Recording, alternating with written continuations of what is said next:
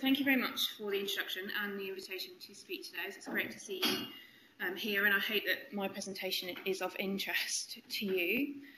I'm sure most of you know this, so apologies if this is teaching you something you already know, but I thought I'd start by just reminding us about what secondhand smoke actually is, and that it's made up of two different forms of smoke. So there's mainstream smoke that the smoker exhales back into the atmosphere, and also side stream smoke that comes from the burning end of a cigarette. So there's two different forms of smoke that make up secondhand smoke. I thought I'd just give you an idea of the extent of sort of the secondhand smoke problem globally. And a report that was published not so long ago from the World Health Organization estimated that there were about 600,000 global deaths every year, and that's about 1% of total worldwide mortality that's directly related to secondhand smoke exposure. And about 165,000 of those were children, so under the age of 14 years. That's about a third, 28%. And if we look worldwide, about 40% of children are regularly exposed, and that typically happens in domestic settings, so at home and in the car if families have got access to a car. But actually the UK average is slightly higher than that, and having looked at the Australian data from that World Health Organization report, the UK and Australia are about similar from those data, so about 50% or over half of children who live with smokers are regularly exposed, and that typically happens at home. So I thought you might like to see what's happening in England and how this has changed over time. So tobacco control's changed quite rapidly in England, as I believe it has here in Australia in recent years. So these data come from a health survey, an annual health survey in England of about 11,000 children, so they're aged 4 to 15 years. And these are actually cotinine validated data. So this is a biomarker of nicotine that's directly related to exposure. So the higher the cotinine present in saliva or urine or blood, the more tobacco smoke that child has been exposed to. So these aren't just self-reported data where we know there are issues and people tend to underestimate how much their children are exposed. These are biochemically validated. So across the bottom is 1998 to 2008. So the data are getting a little bit old, but it tends to take quite a long time for these data to come out sort of into the academic arena so that we can update them. And up the side is actually the number of children who are regularly exposed. So the green line shows you children who live with neither parent who smokes. So this was about 5%. So 5% of children in 1998 who didn't live with smoking parents were still regularly exposed. And that's halved to 2008. But there's still a minority of children who live with non-smokers who are still regularly exposed at home. And that typically happens because visitors come into that house and smoke. They might care, it might be grandparents who come in and care for that child while the parents aren't there and are exposed to smoke. But if we look at children who live with one or more parents who smoke, it's about 85% in England in 1998, and that's fallen to that figure of 52%, just over half. And what I just wanted to highlight here is that there's smoke-free, so public smoke-free legislation came into England in 2007, and actually we've seen quite a drop-off. And it'd be interesting to see whether that pattern maintains over time, because there was some concern before legislation came in that actually, if you stop people smoking in public spaces, it would drive up smoking at home, and that isn't the case in the UK, but there are some data showing that in certain circumstances that is the case. So there's some Chinese data, some data from Hong Kong that have actually seen an increase in exposure at home following the introduction of legislation, but that isn't the case in the UK. So the health risks are pretty well known, and I make the assumption that you will know some of them already, but what I thought I might do is talk to you about the magnitude or the number of additional cases of disease that are directly attributable to exposure to secondhand smoke. So these are data from the UK, and there is an estimate of about 20,000 additional lower respiratory tract infections, 120,000 cases of middle ear disease, so the biggest burden, or one of the biggest burdens, is around ear disease, 22,000 new cases of wheeze and asthma, and then there's a real big exacerbation of asthma, 200 cases of bacterial meningitis, and 40 sudden unexplained deaths in infancy. And that's about 1 in 5 of the CDs in the UK each year are caused, they say, by secondhand smoke. And as you can imagine, this costs the National Health Service in England a huge amount of money, upwards of £20 million. So I'm not sure what that is in dollars, probably about $35 million a year directly attributable to secondhand smoke exposure. So this is on top of the diseases that kids already get. We know that children get ill, but this is on top of those sort of standard illnesses. Can I just ask for a very large number of middle ear disease? Yeah. Can you just talk about that? What the mechanism is? So what the mechanism is, they believe, is that the eustachian tube gets blocked from inhaling it, so they get very kind of snotty and grotty, and that they end up typically having to have grommets fitted to keep that kind of eustachian tube open all the time. So they're very susceptible because they're breathing it in, kind of gets sort of clogged up in a way that then blocks that eardrum. So I'm not a medic, so there's probably medics in here that might give a better explanation of this. I'm looking at you, Megan, but that's what I believe the mechanism is. So they tend to pick up loads of colds that they don't tend to really see the doctor for, but it manifests itself as ear infections. Another question. Do they ban smoking in cars like we do? In the UK, so there is plans, it has been passed in Parliament in England and in Wales for it to be banned in cars, and we're hoping that that will be a primary offence, so you can literally get stopped for smoking in the car. Some countries have rules where it's a secondary offence. If you got stopped for being on a mobile phone or for speeding, and then the police happen to find you smoking with an infant or a child in the car, you can then be prosecuted for that. But actually it's going to be a primary offence, and we think about a £60 fine, so about $100, which is quite a lot less. It's $250 here, I believe, if you're stopped, so it will be less money. But from the conversation that Joe and I were having yesterday, sort of traffic offences seem to be penalised with a much heavier fine in Australia than they are at home. In Scotland, it's going to be discussed after the referendum in September. It will go to be discussed with the MPs then. I guess it depends what happens with the referendum. But there's no plans at the moment in Northern Ireland to bring in but it's good. We did quite a lot of work. I'm not presenting any cars work here. We did a mapping review for our Department of Health in 2012 that looked at how easy it would be to bring in kind of legislation, what the backlash was to that, but actually if you frame it as child health, which a lot of countries have, it seems to be much easier to get through because it's perceived that you're doing something for children rather than, just another nanny state legislative piece. So we haven't been told yet how old the children are going to be, whether it's going to be 16 or 18, but there's a whole range. So like South Africa is 12, and there's only, as far as I know, one country in the world who's banned it with all passengers, and that's Mauritius. Don't know why Mauritius have gone that way, but Mauritius have. But yeah, so it's coming, fortunately.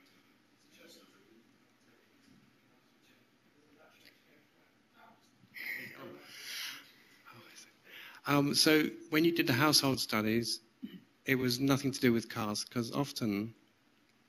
No, it's a really, really good point, and I will talk a little bit more about the sensitivity of cotinine. The children typically tend to spend most time at home, but there definitely are. You can be exposed in other areas, so it could be that you're in a car and exposed, but actually the amount of time you spend in a car travelling is actually much less than you spend in a household environment. But it's not necessarily your own home, because if you go to the social circles in the disadvantaged families that I work in, the children go round to different houses and spend time in different houses, but it's just attributable to home smoking. It doesn't necessarily have to be your home. So there are some caveats to that cotinine, but I do think those data are more reliable than a self-report, than just saying.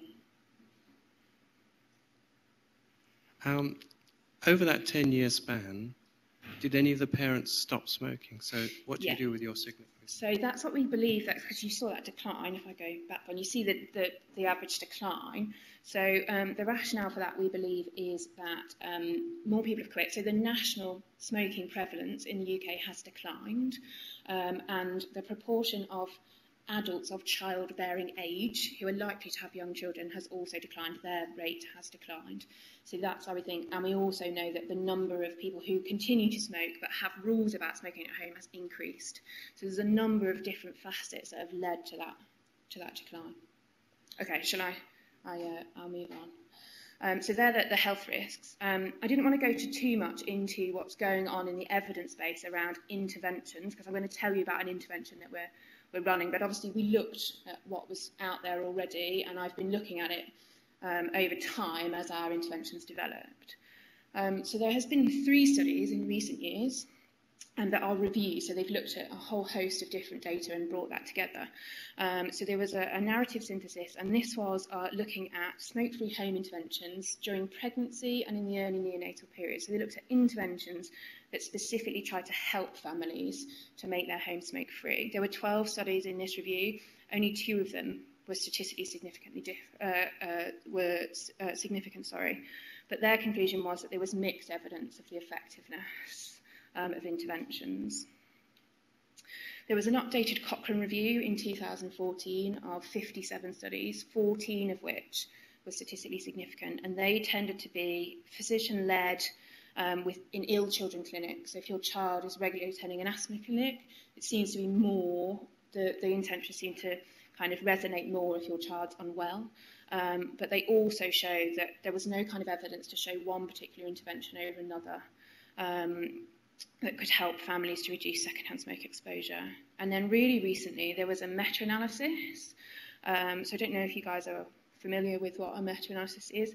So there were 30 studies in that, and what they showed was that for children who received an intervention, they were 7% more likely to be protected from secondhand smoke if they're in an intervention arm than in a control arm. So actually, it's really, really quite minimal. So basically what the evidence base is saying is that we don't really know what we should be doing, ultimately. And there's been kind of studies around for quite a long period of time now, but we're still not quite got there about what we should be doing to help these families. There are some things that we do already know, though, and what we should be doing. So obviously the gold standard will be to help these families to stop smoking. We do know that there is that small minority of families who do allow smoking in their home so their children are exposed, but it's a really small minority. But we also know that there's a whole group of families who, for whatever reason, don't actually want to stop smoking or can't stop smoking, have tried and failed, and at that point in time when you intervene, they don't want to stop smoking. And actually they're the families that I am really interested in. What do we do about the children whose families, for whatever reason, can't or won't stop smoking? Because actually in the UK, lots of people, we have a stop smoking service that's kind of, really well run, and you get asked at pretty much every GP appointment, are you interested in stopping smoking? And the family says, no, I'm not interested. And then they go out the door, and actually we're not doing anything for them, and should we be doing something for them? So the next best thing for the families who don't want to stop is about promoting smoke-free homes.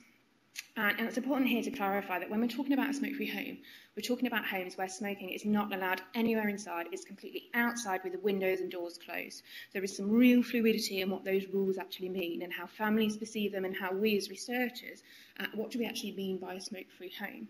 And the reason for that is the evidence suggests that if you smoke in one room, which a lot of the families that I work with do, or they smoke by the back door with the door open, actually that smoke does come straight back in, and the risk to the child or the children living in that household doesn't change.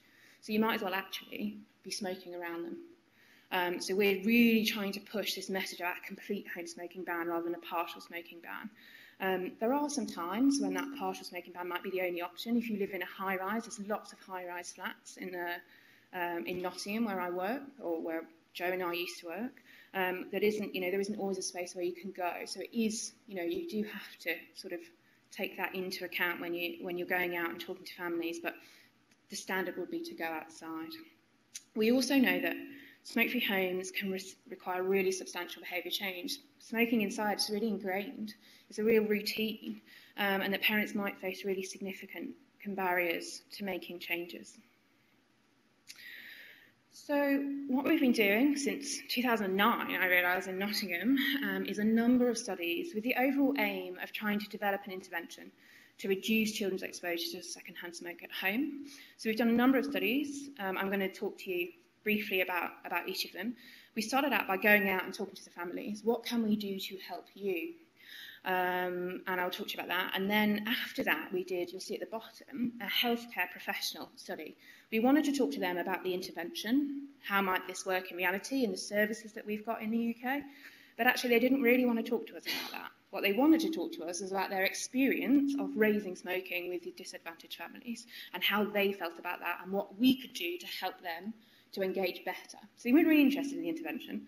They were more interested in just talking to us about their experiences. So I'm going to talk to you about that and what that led on to at the end of the talk. So I will come back to it, but know that it looks a bit of an add-on, but it was in the series of studies. It just didn't turn out how we were expecting. Once we talked to the families and the healthcare professionals, we designed an intervention study, which then we needed to test the feasibility of. It's all well and good talking to parents and they go, I'd like this, this, this, and this. And then you go, how do we actually give you that? So we needed to kind of pilot that, and we did that in 2 phases. And then we have a randomised controlled trial that's running at the moment, and I'll talk to you about the progress of that. I thought at this point it might be really good to orientate you to what Nottingham is like. So some of you might be familiar with Nottingham and some of you might not.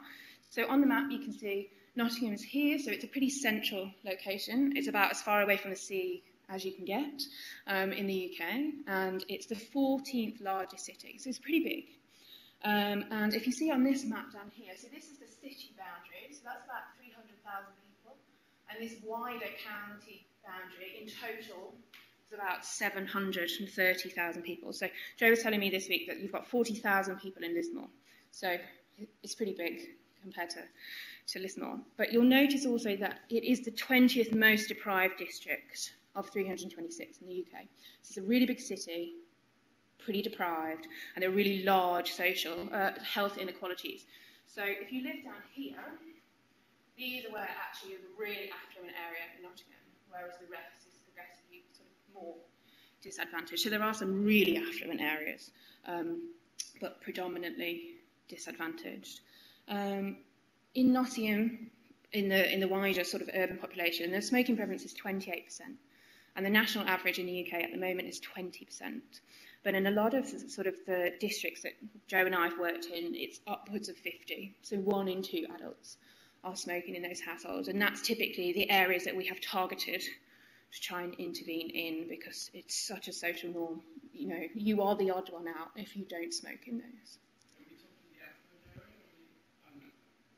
Sorry, for the smoking prevalence. So that smoking prevalence of 28 is for the whole of the area, so that this whole bit, so the affluent and the not so affluent. But if you look specifically in some of the really deprived, we call them wards in the UK, it's upwards of 50%. So Joe and I have done some work in some of those areas that, you know, it's 1 in 2 of adults are smoking.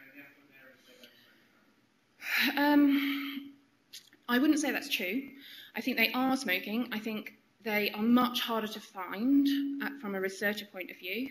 They're not willing to tell you that they smoke around their family and at home, but I certainly do think it happens. And I would certainly say that there are pockets of family, even in the affluent areas, who are smoking around their children. You just don't see it.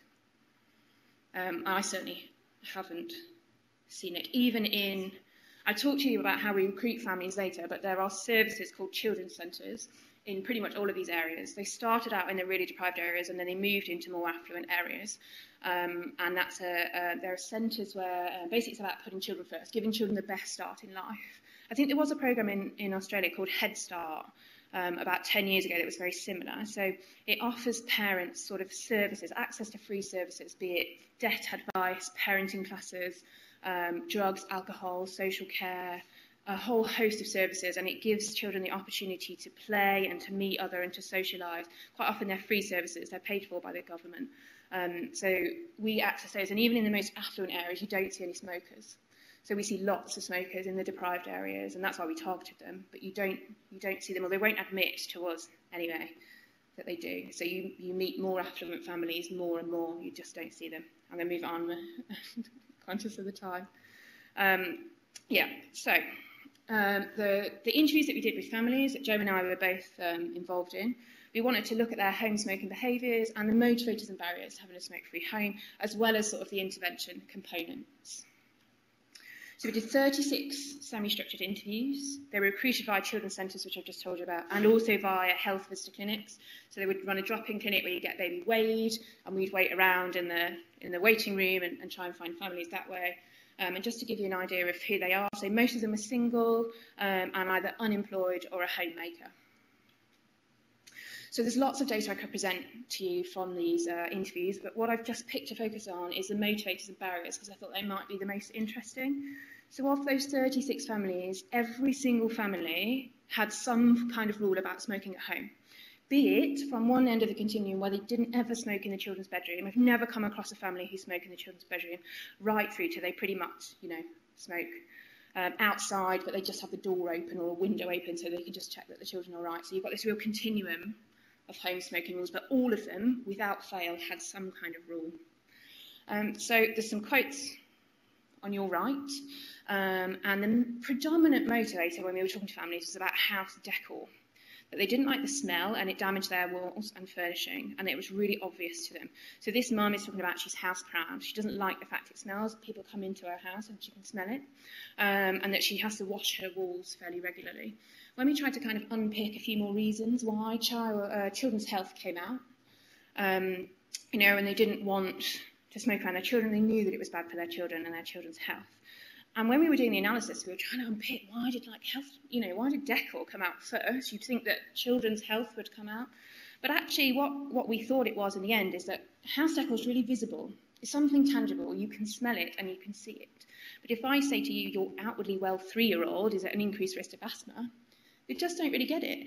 And actually, all children get ill, and they'll just say to you, but, all children get ill. And they don't associate it really with their secondhand smoke or their smoking around them. But I can kind of see that tangible smoke, it's something that's there in the mind. If they're looking around, we did the interviews at home, what is it when you were asking them the questions? They were also really concerned about reducing the risk of children becoming smokers. They didn't want children to see smoking as normal. So if they see smoking in the house all day, they might go on to smoke themselves. And they didn't want that to happen. And quite often they'd grown up with parents who smoked and wished that they'd never started smoking themselves. They also wanted to use making their home smoke-free as a stepping stone to quitting. So lots of the families wanted to quit smoking, they just didn't know how. And they perceived that if they could make their home smoke-free to start with, that would build their confidence and their self-efficacy, and then they might be able to go on to quit. So they could take a small step in the first place. And laced through all of that was guilt. They knew it was bad, they knew she shouldn't do it, but actually, what do? I don't know how to get out of this routine that I'm in. Moving on now to the barriers. One of the predominant barriers was an influence on relationships and the concerns about this. So, as I showed you before, they were typically single mums in very socially disadvantaged kind of situations. And typically her mum came in, so grandma to those children, and provided sort of free financial support, emotional support. She would look after those children, all for free. And the mum typically felt that if she said to her mum, you can't come into my house and smoke, that support network might be withdrawn. That was also true of her friends. So she would become the social outcast. If smoking wasn't allowed in her home, when they came round for a cup of tea, they wouldn't come and visit her anymore. So there was real concern about, if I stop smoking at home, how do I deal with this? There was also concern about child safety, as you can imagine.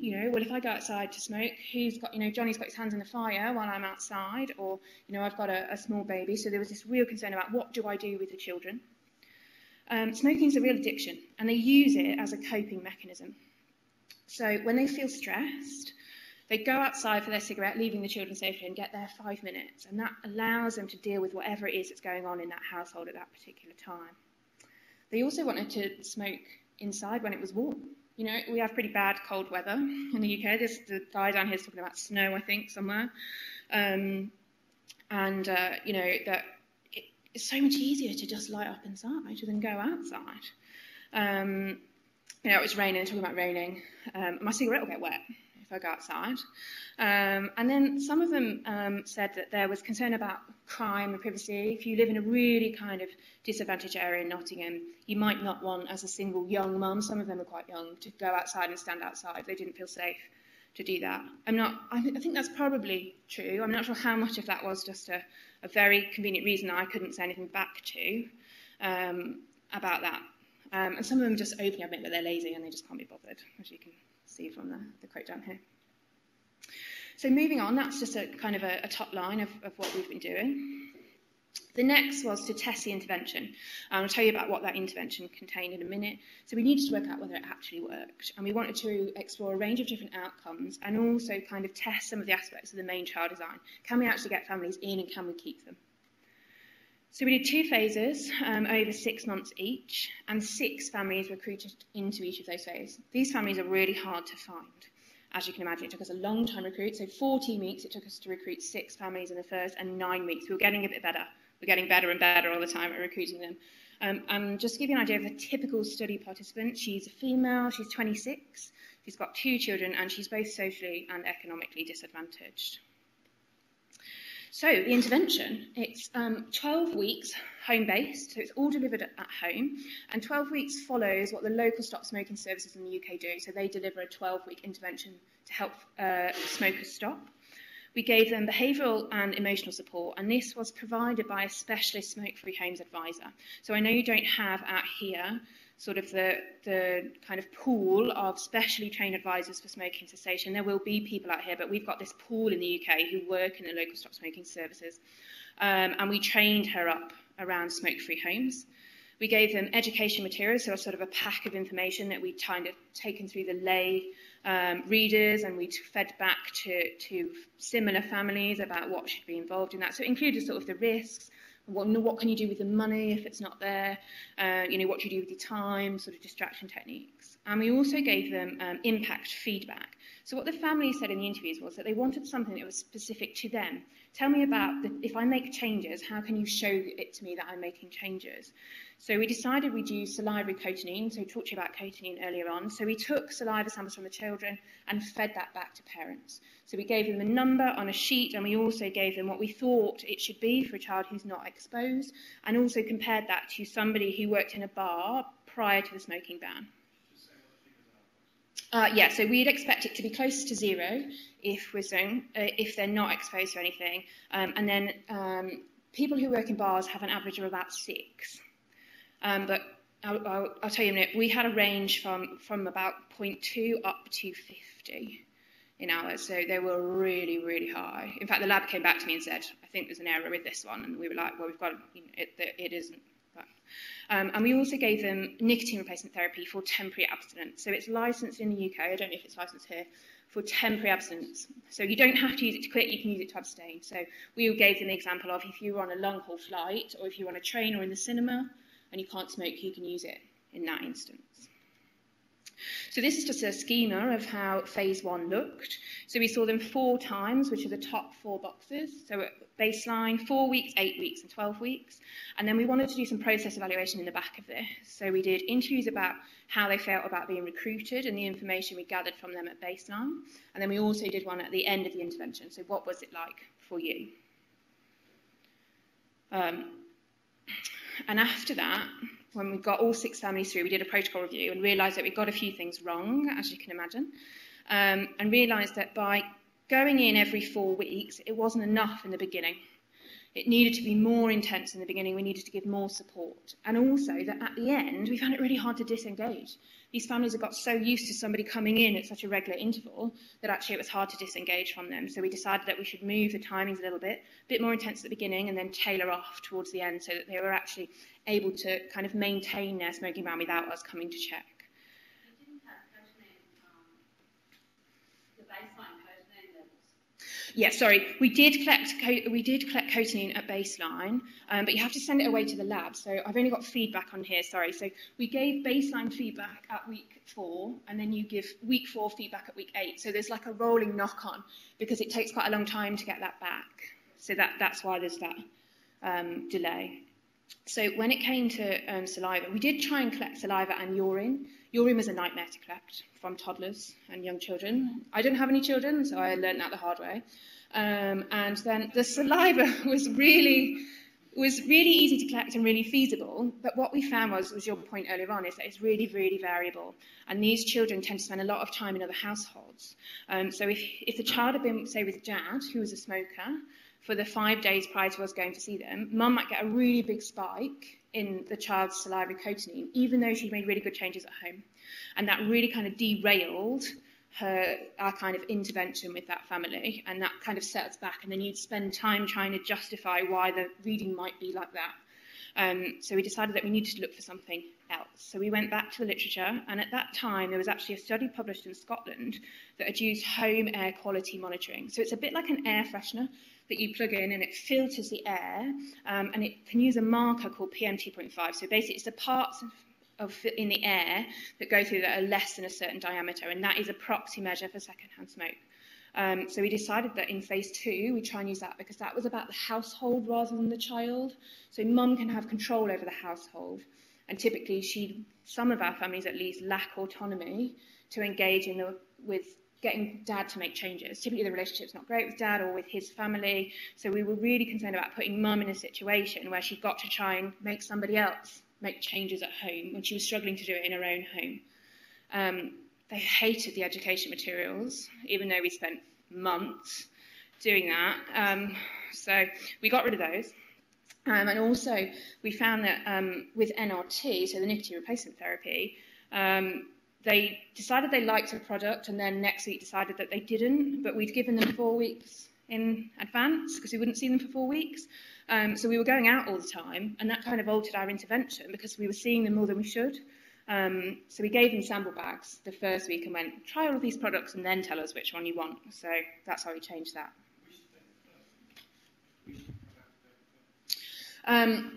So the best product out of ours is actually the lozenge. We gave them patches. Do you have Quick Mist over here? Yeah. Quick Mist. We gave them lozenge, mini lozenge, gum. We gave them pretty much anything that was licensed for temporary abstinence. We gave them to try, and actually the lozenge was the one. They didn't. I thought the inhalator would be the one because of that hand-mouth action. Didn't like the patches because they didn't use a patch in a way like you would for cessation, where you would keep it on all the time. They thought, I've got a craving, I'll stick it on. And they didn't use it in the way that we tried to teach them to use it. So it didn't have the effect that they wanted. It wasn't that instantaneous effect. So patches just didn't really work. Were they mint lozenges or the peppery ones? No, we've got cherry in the UK. There were mint and cherry, but We found mint ones. I know they like the mint gum pretty much, but I do keep a record of exactly what is dispensed and out, but I think it's personal preference of what people like. Yeah. Yeah.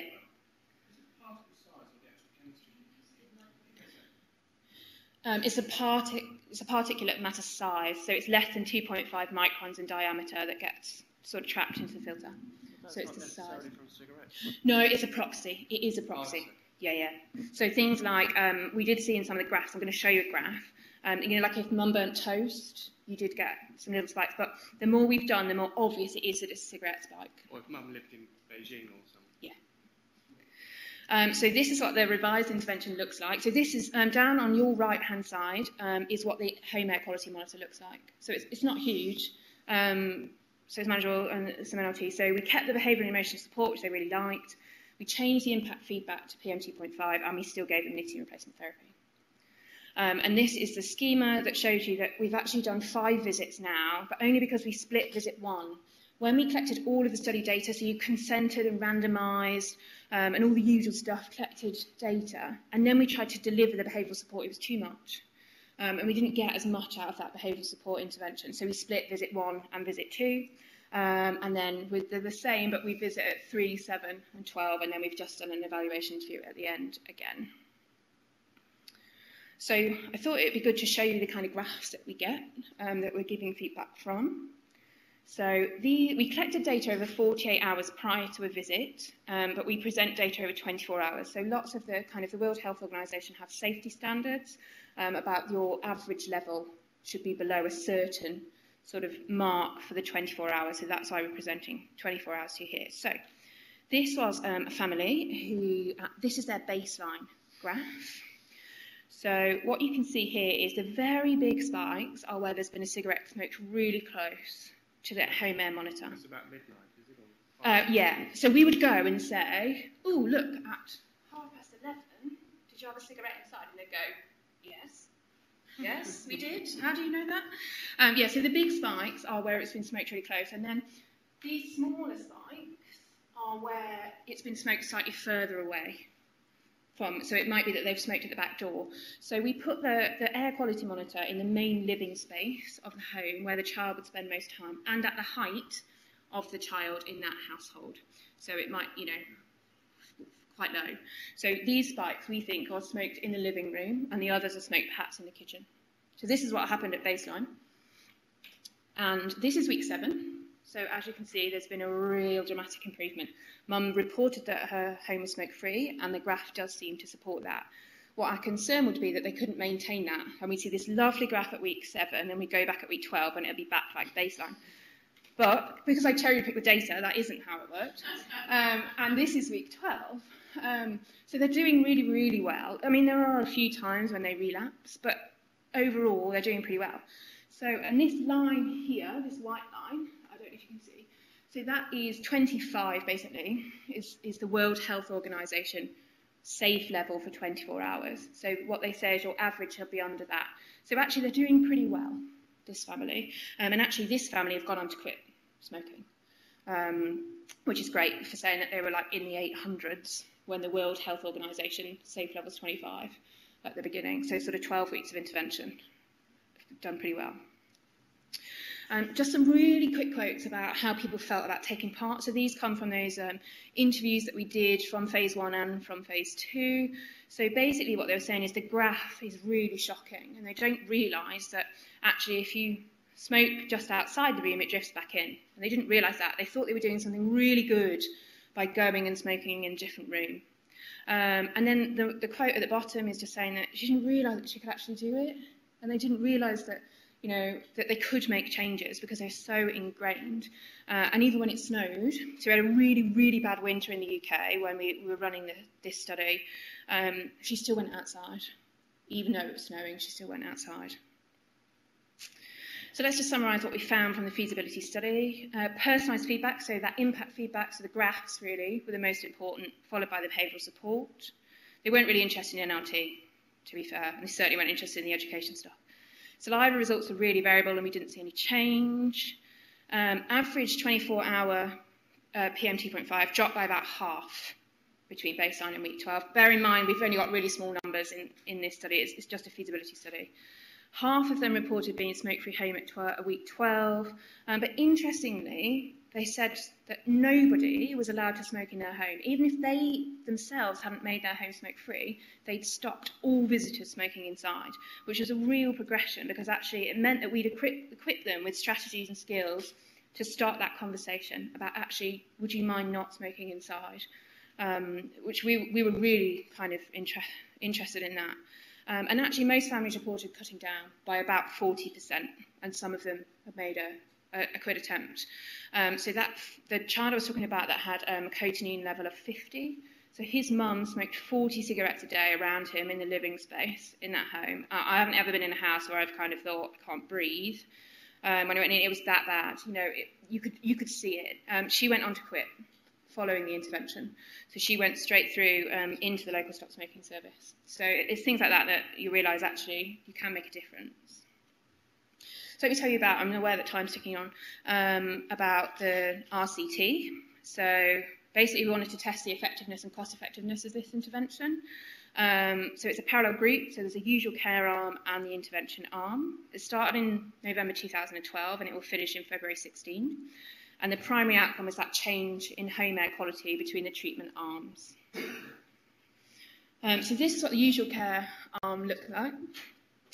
So within the local stop smoking services, actually some of them run schemes around smoke-free homes. But basically you get a little resource pack is what they'd call them, and you get kind of door hangers and stickers and my home is smoke-free. So basically that's all you get. So that's what they got. And then we collected study data at the same time points as we did in the intervention arm. And then it's a bit of a delayed control arm really, because at the end of week 12, we actually gave them, if they wanted it, 4 weeks of NRT, and we gave them the feedback of those graphs. So we overlaid those graphs for them. But that wasn't until we collected all of the other study data, because we felt that actually some people were really disappointed, as you can imagine, that they were in the usual care arm. So we kind of tried to delay some of that intervention. And the intervention arm is pretty much exactly the same. In fact, it is the same as the end of the phase 2 of the feasibility. I just wanted to give you some idea about how hard it is to find these families. So we have a great team in Nottingham. I'm not based in Nottingham anymore, but I'm still really actively involved in the study. And they have attended since November 12, 429 sessions, be it a children's centre session or a health visitor session. We use some other mechanisms as well. And they've approached nearly 4,000 women or families. Sort of 800 of them were smokers, 180 of them were eligible. So they're eligible because they smoke inside and were willing to admit that they smoke inside. So only about 5% of the people we approach are actually eligible to take part. Most of them agreed to take part when we talked to them, and we actually managed to recruit 72% of them, which I think is amazing, actually. It's really, to get that many in is great. And once we've got them in, we don't tend to lose many of them. We've got about a retention rate of about 92%, but that's slightly higher than it used to be because some of these families have really difficult circumstances and social care is already involved. So sometimes we have to make a decision that we're going to withdraw from that family because we're adding a whole nother layer of complexity in an already very difficult family. So it might be that we lose some. I think we've lost 3 because we've withdrawn or been asked to withdraw from sort of a social care point of view. So I'm going to move on now to that healthcare professional study that I was talking to you about before, that we did sort of earlier on in the study because we wanted to see what they thought. We talked to nearly 30 healthcare professionals who worked with smoking families, so midwives, health visitors, some of the local stop smoking advisors, and the one at the bottom is a family worker that worked in the children's centres. So we tried to recruit them. We also tried to recruit social workers because they do a lot with families, but I wasn't successful. They didn't want to talk to us for some reason. And these are just a real skim of the results from the healthcare professional study. So some of them talked about the fact that they didn't have knowledge or confidence to raise the issue. They really lacked the confidence. And there was fear that if mums asked them a question about, risk or around kind of the diseases linked with secondhand smoke, and they didn't know the answer, they might damage that relationship because they couldn't answer the question. So they thought it was best just not to ask. They also quite often masked raising the issue, so they wouldn't ever directly ask about smoking. They would, when you go home with baby in the UK, I'm sure it's true here, you get this big pack of information, and within that there's an information about sleeping practices and sudden infant death. So it's basically saying don't bring baby into bed with you, and then they would have that conversation about sleeping practices, and then at the end they would say, make sure don't smoke around the baby because that can lead to sudden infant death. And that would be it, and then they'd move on. So they would mask raising it. They also said that smoking just wasn't a priority, and I can kind of understand that, especially in these families where there might be domestic violence or drug issues, or there might be other issues that are actually higher up the list. But one of our kind of participants was saying about how do we raise the priority of tobacco, because it is really a safeguarding issue. When you look at those statistics about how many kids are exposed, it's huge, and actually it should be a priority. And it was about striking the balance. They have a really, really finite period of time that they go in and see these families, and they have to achieve so much. They have to tick all of these boxes about what they've got to talk about. And smoking is one of the things that fell off the list. If I'm running out of time, I just won't ask. And then they also very explicitly said that they needed more training, that if they got training, they'd feel much happier about raising it. It would help them find that balance. So, based on that and a review of the literature, we realised that actually we don't really do that much around harm reduction and secondhand smoke. We do a lot around tobacco cessation in the UK, but very little around harm reduction. So with the National Centre for Smoking Cessation and Training in the UK, we developed a free online training module, which you can do. I can give you the web address at the end. It takes about half an hour to complete. There is a call to action sort of promotional film that tells you why you might want to do this. And then it gives you sort of the key facts about exposure and what it does, and sort of strategies to help build your knowledge and skills as a healthcare professional. And then we kind of filmed scripted short clips around very brief advice. So there are 3 steps in that, which are ask, advise and act. And if we've got time, I'm going to show you some clips from that. So we scripted those with actors, based on our own experiences of working with families and with healthcare professionals. And then you can do an MCQ and get a certificate to pass, which counts towards kind of your continued professional development if you're a healthcare professional in the UK. And as of March this year, sort of 20,500 people had visited the webpage. That doesn't necessarily mean that they've done the training, but that's how many people have been to the webpage. About 100 of those is me writing these kind of talks. So take those... So, I can get all the videos and everything to work, so I thought I'd very briefly talk to you about the 3 elements. So this is ask. There are 3 steps here.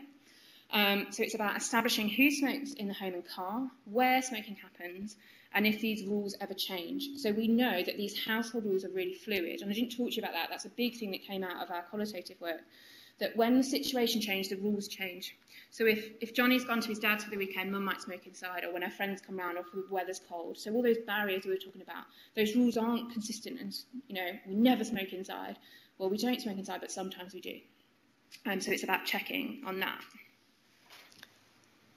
Is it you or somebody else who smokes in the flat? Oh, me and Kev, we both smoke. So just a really simple question. Do you or your partner smoke inside the flat? Yeah, but we always go by the balcony door and open windows. And you have a car? Do you smoke there? No, we don't have a car. Well, it's really good that you've got some rules around smoking in the home. Is there ever a time where you might break these rules? Well, yeah, if it's really cold outside or if it's raining, we'll go downstairs and smoke in the kitchen. Okay, so that's the ask element, and then, oh, no. Okay, advise. We knew that the videos are going to get me somehow. So the advise element is about explaining the benefits of reducing children's exposure and that there is help out there. They're not here to do it by themselves. Well, you know the best thing for you and your family is for you to stop smoking. Yeah, I know. I do. I want to quit. Just not right now. It's not the right time. That's no problem. Too much going on with the baby and stuff. If you do ever decide to quit, just let me know and I'll put you in touch with the local stop smoking service. Okay. Are you aware that smoking around the children can increase their risk of things like asthma, bronchitis, ear problems? Yeah, of course. That's why we always go by the door and open the windows. Okay. Like I said, it's great that you've got some rules around smoking in the home. However, smoke is still harmful even if you can't see it. And it does spread all around the flat, even in rooms where you don't smoke. Oh, does it? Yeah. So if you're not ready to quit, then the best way for you to protect the children is for you to stop smoking altogether in the home. Don't worry. There are a few simple things you can do to make this easier, and I can help. And then this is the ACT element. So this is about giving practical advice and strategies to families about what they can do to actually make changes at home and maintain them. So we made small vignettes about those different motivators and barriers that I talked to you about earlier on. So I'm just going to quickly show you one of each. So this is a motivator. So why do you want to make your home smoke-free? Well, for Billy, really, and for Kira. Like, I don't want them getting harmed and stuff like that. I don't want them stinking of fags and passive smoking. That's why I'm thinking of smoking outside, so that it's away from them. You can't get a better reason for wanting to take smoking outside. And when you're tempted to smoke inside, just look at your kids who are healthy and happy and know that you're doing something really great for them. Plus, it'll help motivate you to get outside, even when it's cold.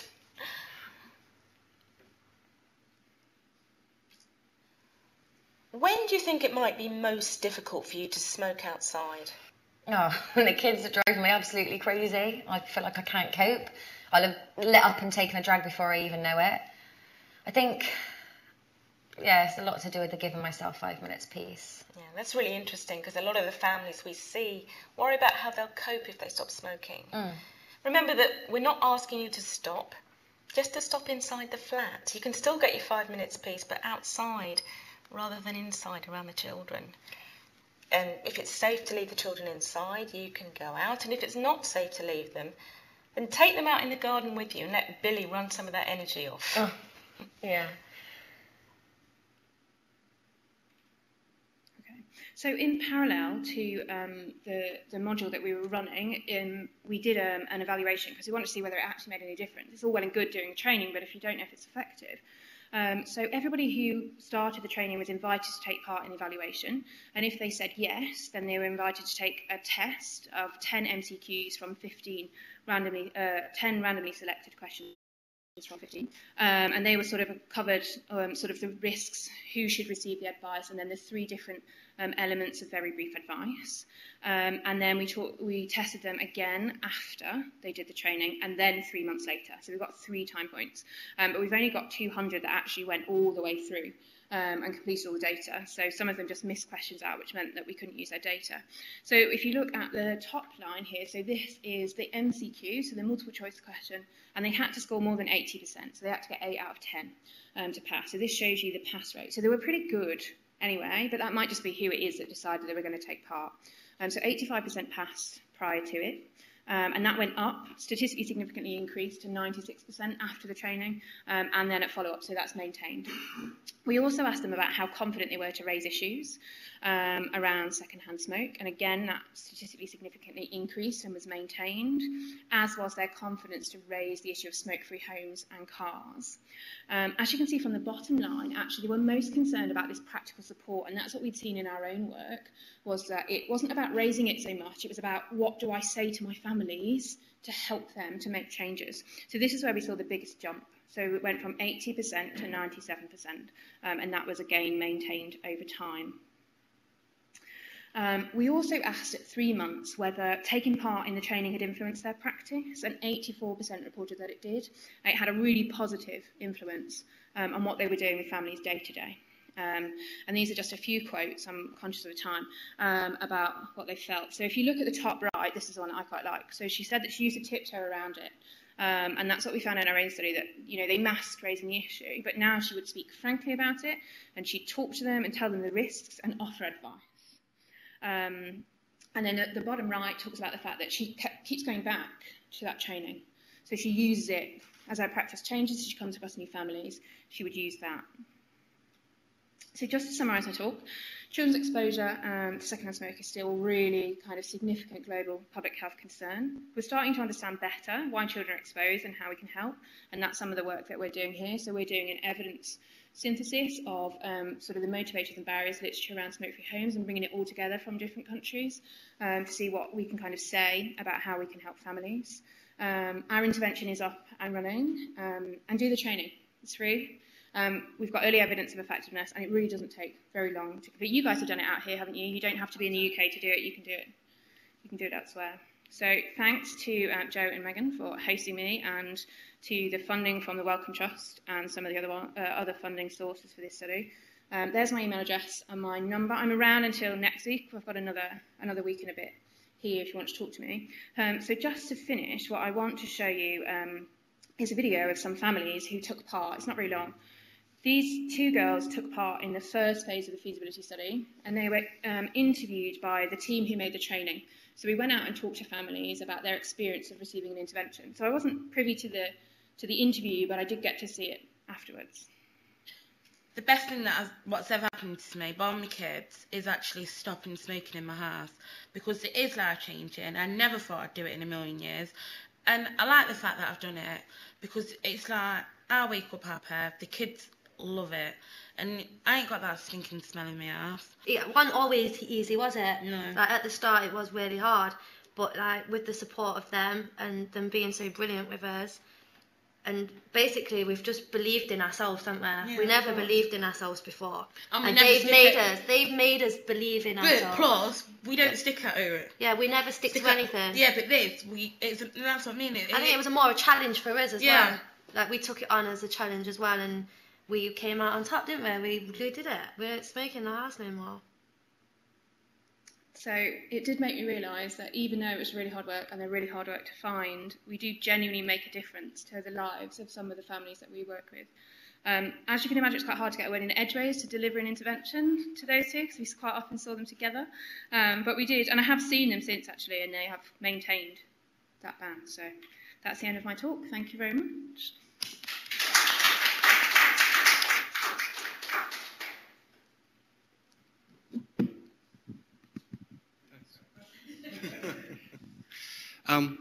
I noticed one of your clients called it passive smoking. We call it passive smoking. You call it SHS all the way through. It's very... Yeah, there's lots, because there's environmental tobacco smoke as well. There's SHSE as well. You see it all the time. So we went for secondhand smoke. We did talk to families in the beginning, if I remember, about how they wanted to refer to it. So we talked to them about how they defined a smoke-free home and how they kind of thought about, is it passive smoking or secondhand smoke? And we went with secondhand smoke in the end. So there is actually a paper now that talks about it. Now that third-hand smoke is coming through into the literature more and more, that you've got primary smoking from the smoker, secondhand smoke and third-hand smoke. But it just depends on what you're doing. I've always used secondhand smoke. So third-hand smoke is where there's a build-up of sort of particulate matter and from the smoke. So it's like the yellow wall, basically, is the third-hand smoke. It's when you can smell it. You know, you can smell it in your hair if you've been into a smoky environment. That's sort of third-hand smoke, and it builds up in layers on sort of soft furnishings. There is some early evidence that it is just as harmful, if not more harmful, to babies because they mouth everything. So they're quite often very close to the floor and to the furniture, and they put things in their mouths. So toys that sort of it's settled on over time, and they put it in their mouth. Yeah, so it builds up in layers on the sort of the particulate matter that builds up in layers. So it's like that yellow wall that you can see that our families are quite concerned about. So it's there, but there's no real evidence at the moment about health risks. But in my mind, it could be wrong, is that if you're exposed to second-hand smoke, you're exposed to third-hand smoke, so there's a risk whatever it might be, there is a risk from that. So I might have missed this, but the length of the training of the workers, and also do they get post-training supervision? For in the training that we've developed online, or for the actual trial, for the intervention trial? For the training online to start with, yeah. So it takes about half an hour to do it, but you can take as long as you want. So there's lots of other resources. There's a whole bit that I narrate, so you might want to miss that bit out. You've heard me talk for an hour about sort of the risk. So it takes on average 30 minutes. So we do collect data about how long people are on pages before they move on, but you can go back to it as much as you want and use that as much as you want. So we've only followed up that small cohort to 3 months, but we don't know anything about any of the others because they didn't give us permission to collect any data from them. But from the people I've talked to who've used it, they are going out and making changes to their practice. But I don't have permission to talk to them anymore after 3 months. So all of the lady who did our feasibility study was a pregnancy specialist stop smoking advisor. So in the UK, they have sort of pregnancy specialists, you might have prison specialists. So they are a very highly trained cessation advisor that specialises in a particular area. So she was a pregnancy specialist. So she'd been working with families like this for a very long period of time. And we trained her ourselves around smoke-free homes. So I did a lot of that training, and it was in the build-up while we were creating the training, so she helped us to develop that training as well. And a lot of that comes from experience too. So we did find in the feasibility that she slipped into cessation mode and would talk in cessation language rather than in a harm reduction language. So she talked about quitting rather than stopping smoking at home. And we kind of we recorded a lot of the early interventions so that we could work out whether we were actually covering what we thought we were covering and are we actually delivering an intervention. So we looked at kind of competencies about delivery, behavioural change, and also to just pick up. And then when we went into the full trial, we actually employed staff at the university who had experience of cessation but weren't doing that full time, and then we trained them. So we probably did about a week of training really, and they would shadow. So they came out and shadowed us when they first started, and then they kind of went on and had their own sort of families to maintain. So yeah, so it is pretty intense, but every family is different and you have to tailor the intervention to what's going on in that household. So it is a little bit about learning by experience. And we have really regular debriefs about, I've seen this family and this happened and I didn't know what to do. And we'd bring that back into the research team and talk about, well, next time if that happened, maybe we could do this. And trying to look at sort of support evidence around what we should be saying, trying to learn basically from the cessation literature and mould it into, there isn't a huge amount of harm reduction training stuff other than our online training. So we're writing an evaluation paper at the moment for that, which I should have written a while ago, but I'm still writing that. So yeah, so it does take a bit of time. But the training online is pretty quick, sort of half an hour time. Thank you. That was a great presentation. I was really interested in the health professionals' interviews and their barriers or resistance to raising the issue of smoke-free homes. And I wondered whether any issues came up in those interviews around those health professionals' own smoking habits and whether that was a barrier for them in terms of an embarrassment to raise it with people. You're absolutely right. Absolutely right. So the main barriers for them were, like you say, their own smoking status. Who am I to say to you that you can't smoke if I smoke inside? And in some of the very disadvantaged communities, I imagine it's very similar here, that they're all known to each other. This is somebody you know coming into your home. You know if they're a smoker or not. This isn't somebody, a locum coming in and saying stuff. So yeah, absolutely.